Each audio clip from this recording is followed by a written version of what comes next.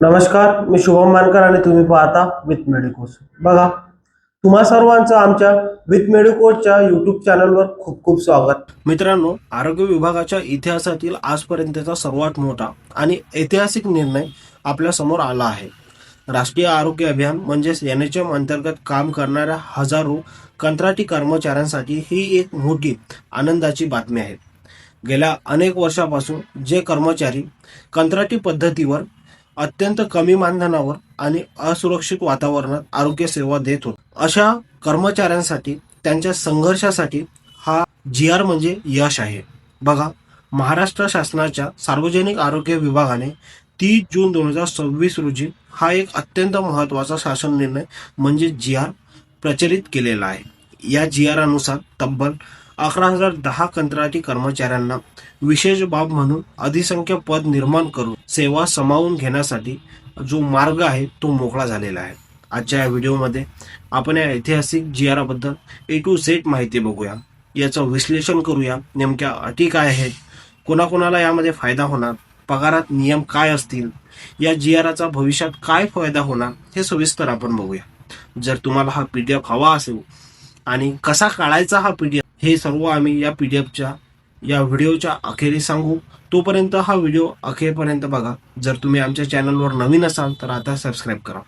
चला, सर्वात आधी बघूया या निर्णयाची पार्श्वभूमी काय आहे. मित्रांनो, हा निर्णय तर एका रात्री झाला नसेल. तर बघा, राष्ट्रीय आरोग्य अभियानाअंतर्गत कंत्राटी कर्मचाऱ्यांच्या सेवा समायोजनेसाठी म्हणजेच त्यांना सेवेत सामावून घेण्यासाठी 13 मार्च 2024 रोजी सर्वात आधी मंत्रालयाच्या बैठकीत हा एक निर्णय घेण्यात आलेला होता. त्यानंतर 4 नोव्हेंबर 2025 आणि 14 नोव्हेंबर 2025 रोजी माननीय मुख्य सचिव यांच्या अध्यक्षतेखाली उच्चस्तरीय आंतरविभागीय समिती स्थापन करण्यात आली होती.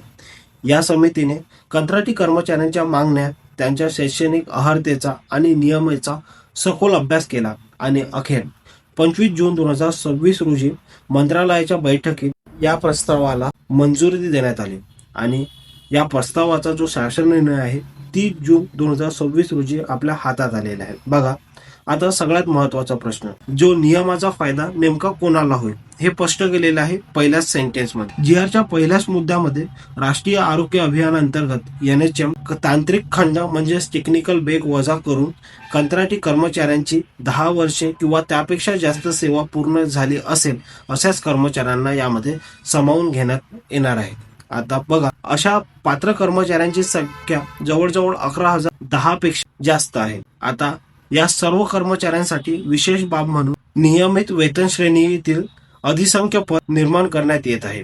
दुसरा महत्त्वाचा मुद्दा म्हणजे जे कर्मचारी सध्या ज्या कंत्राटी पदावर कार्यरत आहेत त्याच पदाच्या समक्ष नियमित मंजूर पदावर त्यांचे समायोजन केले जाईल.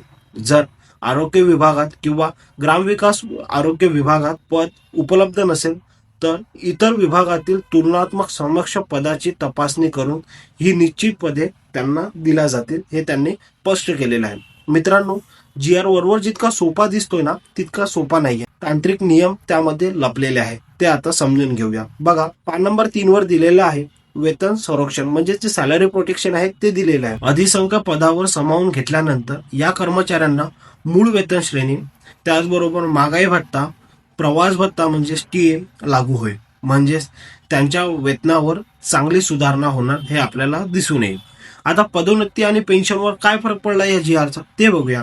बघा, अधिसंख्य पदावरील कर्मचाऱ्यांना पदोन्नती म्हणजेच प्रमोशन, आश्वासित प्रगती योजना किंवा सेवानिवृत्तीनंतर कुटुंब निवृत्ती वेतन योजना म्हणजेच पेन्शन लागू असणार नाही, हे त्यांनी स्पष्ट नमूद केलेलं आहे. आता पद कधीपर्यंत टिकेल हे सर्वात महत्वाचं आहे. अधिसंख्य पद केवळ तो विशेष कर्मचारी सेवेत असेपर्यंत अस्तित्वात राहील. जर त्या कर्मचाऱ्याने राजीनामा दिला, त्याचा मृत्यू झाला किंवा तो स्वतः सेवानिवृत्ती झाला तर हे पद आपोआप व्यापंगत म्हणजेच कायमचे रद्द होईल. या पदावर दुसरा कुठलाही व्यक्ती नियुक्त करण्यात येणार नाही असे त्यांनी स्पष्ट नमूद केलेले आहे. एवढा मोठ्या प्रमाणात म्हणजेच 11,000 पेक्षा जास्त कर्मचाऱ्यांना नियमित वेतन श्रेणीत आणण्यासाठी सरकारवर मोठा आर्थिक भार तर पडलाच असेल. या GR मध्ये मुद्दा क्रमांक 20 मध्ये स्पष्ट नमूद केलेले आहे की या अधिसंख्य पदाच्या वेतनासाठी वर्षाला अंदाजे 1153 कोटी 60 लाखापर्यंत एवढ्या प्रचंड खर्चाला शासनाने मंजुरी दिली आहे। यावरून आपल्याला समजून येतं की हा निर्णय शासनासाठी किती मोठा होता आणि कंत्राटी कर्मचाऱ्यांचा हा किती मोठा ऐतिहासिक विजय आहे। बघा मित्रांनो, थोडक्यात सांगायचं झालं तर NHM मधील सर्व कंत्राटी कर्मचाऱ्यांना 10 वर्षापेक्षा जास्त त्यांनी उमेदीचे वर्ष या आरोग्य सेवेत दिलेले होते, त्यांच्यासाठी हा खूप मोठा विजय आहे। मग तुम्ही म्हणाल सर यामध्ये पेन्शन नाही, प्रमोशन नाही, तर हे कसं? बघा, तुम्हाला कंत्राटी पद्धतीवर काम करण्यापेक्षा हा कधीही बेस्ट आहे। यामध्ये तुम्हाला नियमित वेतन श्रेणी आणि अधिसंख्य पदावर कायमचे सामावून घेण्याचा हा मोठा निर्णय यांच्यासाठी आहे। आता बघा, आरोग्य विभागातील डॉक्टर, नर्सेस, पॅरामेडिकल जो स्टाफ आहे किंवा तांत्रिक कर्मचारी आहे यांच्या एकजुटीचा आणि अनेक वर्षाच्या संघर्षाला हा एक मोठा विजय आहे। बघा, हा जर 5 पानाचा जर तुम्हाला PDF किंवा GR वाचायचा असेल, डोळ्याखालून घालायचा असेल तर आमच्या कमेंट बॉक्समध्ये कमेंट करा, आम्ही हा GR तुम्हाला प्रोव्हाइड करू। आणि जर तुम्हाला हा व्हिडिओ आवडला असेल तर आमच्या व्हिडिओला लाईक करा, शेअर करा आणि सबस्क्राईब करा। धन्यवाद।